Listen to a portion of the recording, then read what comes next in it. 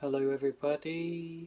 I'm doing some fretwork on this really nice Fender Surf matching headstock strat, and it's been relicked obviously, and you've seen it before. I think I've just done the scratch plate today. Looking nice and old. Coolio. But just doing fretwork now, and I thought I'd show you some of this technique because this is a really important part of having comfortable playing guitar, and definitely something that happens with an older guitar. I'll probably cover this in my Hofner bass tutorial as well, which is in the playlist. You got this fret end dressing file by Crimson Guitars, luthier tool, that really helps. It's got a safe edge on it, which you use against the board.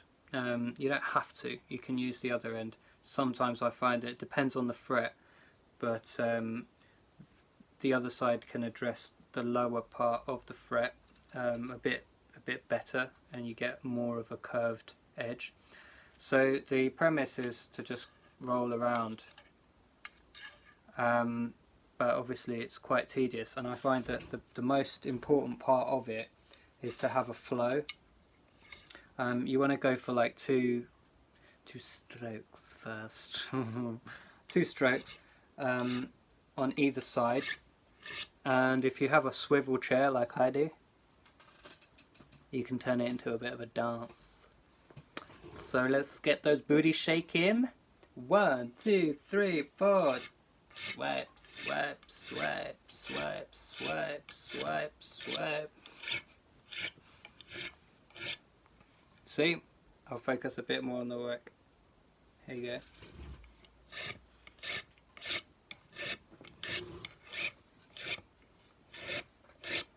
I'm just rolling with the safe edge, just rolling against in this kind of curved way.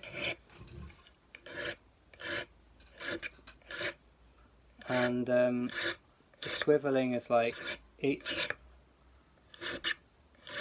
side I swivel to oppose. Just something I noticed that I do. It's not really like, oh yeah, do it this way and get your booty shaking and a 1, 2, 3, 4. It's just you know, that's just what I do because I get in a mode of like how to do it the fastest, really. You don't always get them straight away, like the first 2 strokes, as I said. Just sometimes you have to go back in and say, oh yeah, that one's missing a bit there.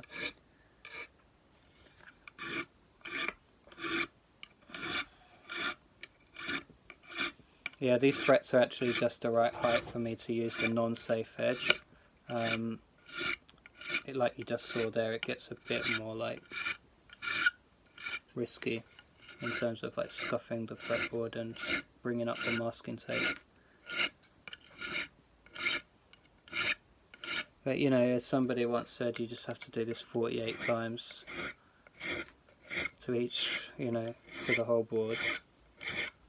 And then you have nice rounded frets, or at least you're on your way to having nice rounded frets. There's another couple of steps after that. But you can see that the technique is pretty simple. And having a swivel chair really does help you maneuver around, you know, like otherwise you're sort of like moving this around and it's not as easy. Definitely.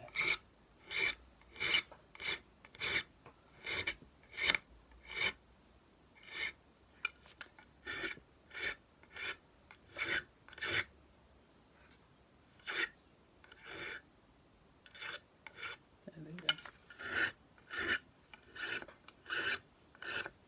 Yeah, maybe with the safe edge I can dig in a bit more actually. It's a bit more risky with the other one.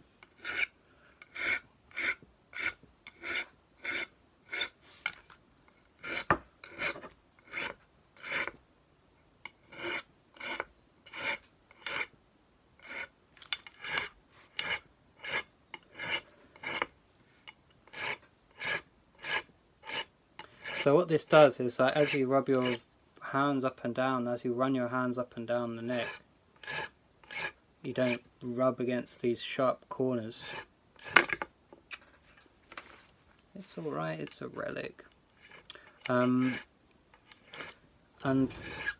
after you use Daryl Braun sort of made a YouTube video one day, like 1 or 2 days after I found this exact same thing on my own in my garden with one of these sanding blocks.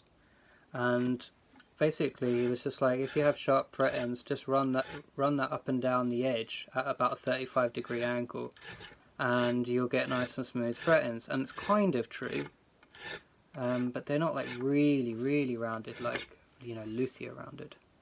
And that's what I'm doing here. You know, just taking the corners off first with the metal file, and then coming back in after with that same block. Then you get really nice and smooth ones. And then the next step is to round over the board a bit more as well, using the blade to take an angle of about maybe 30 degrees, maybe less, and then use the sandpaper on that as well. And that just simulates, you know, years of play, where years of lutherie work being done to a guitar.